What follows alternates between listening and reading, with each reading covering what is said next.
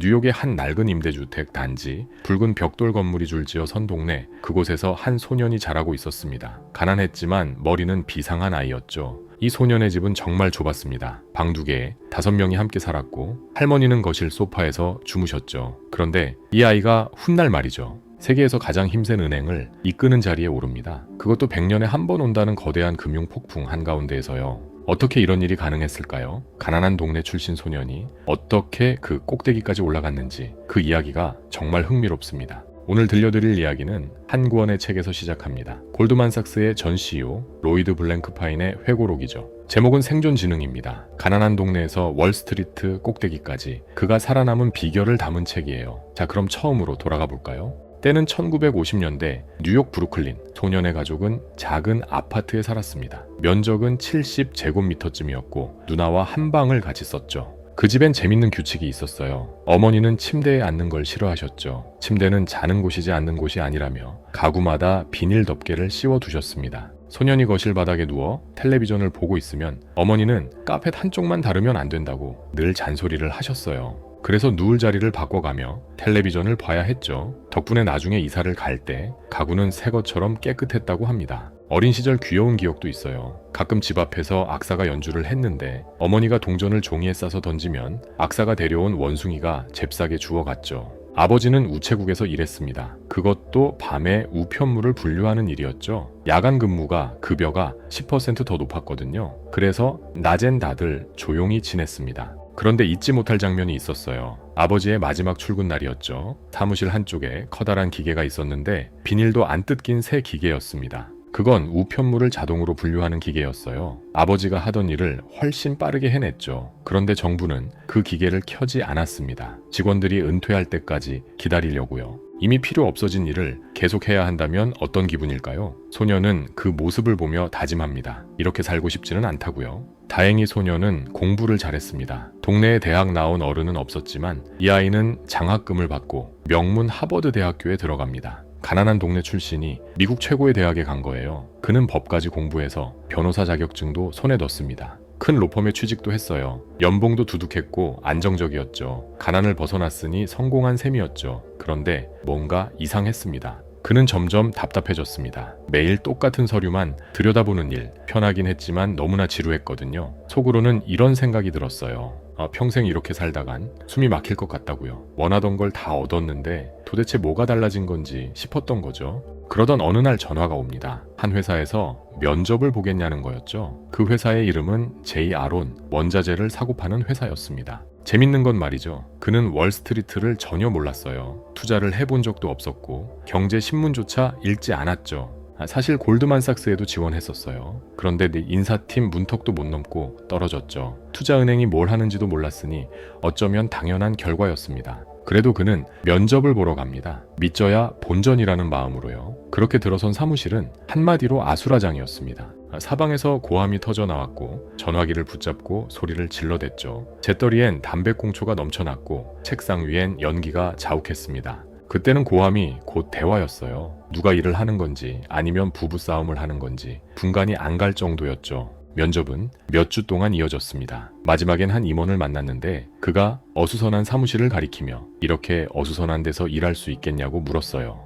그런데 소년의 대답이 멋졌습니다. 자기가 잘한 곳이 바로 이런 곳이라고 했죠. 그 자리에서 합격이 결정됐습니다. 연봉 협상에선 웃긴 일도 있었어요. 직함이 뭐가 되냐고 묻자 그 임원은 이렇게 받아쳤다고 합니다. 원하면 백작 부인이라고 하든지 그러라고요. 그는 변호사라는 좋은 자리를 버리고 정확히 뭘 하는지도 모르는 회사로, 그것도 연봉을 깎으며 옮겼습니다. 주변에선 다들 미쳤다고 했죠. 그런데 얼마 지나지 않아 놀라운 일이 벌어집니다. 그 작은 원자재 회사를 골드만삭스가 인수한 거예요. 자신을 떨어뜨렸던 회사에 뒷문으로 들어가게 된 셈이죠. 하지만 골드만은 차원이 달랐습니다. 최고 중에 최고만 모인 곳이었거든요. 같은 건물 몇 층 차이였지만 완전히 다른 세계였어요. 그 안에서 살아남으려면 뭔가를 증명해야 했죠. 기회는 한 거래에서 찾아옵니다. 그는 새로운 방식의 주식 거래를 회사 고위 인사에게 제안했고 그 사람이 제안을 마음에 들어 했죠. 첫 주문은 1억 달러 규모였습니다. 당시로선 손에 꼽히게 큰 거래였죠. 주문이 모두 체결되던 순간 엄청난 안도감이 밀려왔습니다.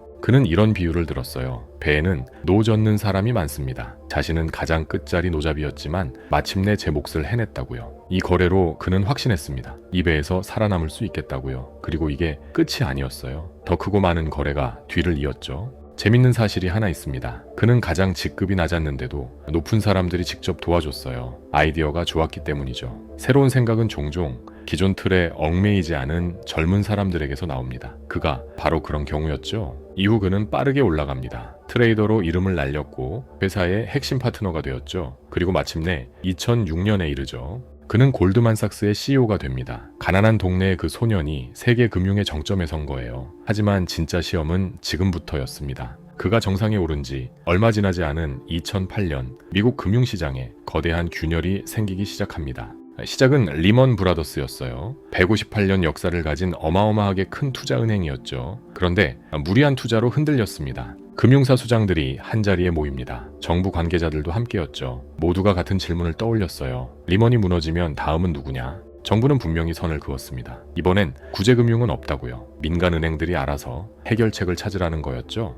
회의실 분위기는 살벌했습니다. 한 정부 관계자는 이런 말까지 했어요. 누가 협조했고 누가 안 했는지 똑똑히 기억해 두겠다고 말이죠. 주인공의 팀은 리먼의 장부를 들여다봤습니다. 결과는 충격적이었어요. 자산보다 빚이 훨씬 많았던 거죠. 한마디로 리먼은 돈이 조금 부족한 정도가 아니라 사실상 파산 상태였습니다. 살릴 방법이 보이지 않았죠. 결국 인수하려던 곳도 사라졌고 정부도 손을 쓸 수 없었습니다. 2008년 9월 15일 리먼은 파산을 신청합니다. 미국 역사상 최대 규모였어요. 직원들이 짐 상자를 들고 건물을 빠져나오는 모습을 온 세상이 지켜봤습니다. 리먼은 왜 무너졌을까요? 책은 이 점을 짚어줍니다. 리먼의 대표는 끝까지 더 좋은 조건을 받아내려 버텼어요. 살 사람이 나타났을 때 가격을 더 올리려다가 그만 기회를 놓쳐버린 거죠. 사업에는 첫 번째 원칙이 있습니다. 무슨 일이 있어도 일단 살아남아야 한다는 것. 손해는 나중에 회복할 수 있지만 죽고 나면 끝이니까요. 문제는 여기서 끝이 아니었어요. 리먼이 무너지자 시장 전체가 얼어붙기 시작했죠. 다음은 어디냐는 공포가 퍼졌습니다. 책에는 멋진 비유가 나옵니다. 5층짜리 건물에 물이 차오른다고요. 1층엔 이미 무너진 회사가 있었고 물은 한 층씩 차오르고 있었죠. 골드만은 가장 높은 5층이었습니다. 장부도 비교적 튼튼했죠. 그런데 창밖으로 돌을 던져보니 물에 닿는 소리가 너무 빨랐어요. 안전하다고 믿었던 곳까지 위협이 다가오고 있던 거죠. 시장의 신뢰가 무너지면 튼튼한 회사도 버티기 어렵습니다. 고객은 돈을 한꺼번에 빼가고 거래 상대는 지급을 미루고 빌려준 곳은 담보를 더 내놓으라 하죠. 그러면 멀쩡한 회사도 숨이 막힙니다. 골드만은 비상 모드에 들어갑니다. 회의실마다 작전팀이 꾸려졌고 피자 상자가 산처럼 쌓였어요. 며칠씩 사무실에서 밤을 새웠죠. 그들은 모든 시나리오를 검토했습니다. 아무리 황당해 보여도 말이죠. 필요하면 커피 회사와도 합치겠다는 각오까지 했을 정도였습니다. 그중 가장 중요한 팀의 이름은 요새 골드만이었습니다. 최악의 상황에서도 회사를 지켜낼 방법을 찾는 팀이었죠. 며칠째 잠도 못 잔 회의가 이어졌어요. 한 팀원이 결국 한계에 다다랐죠. 더는 못 버티겠다고 토로했습니다. 그때 그가 던진 말이 걸작이었어요.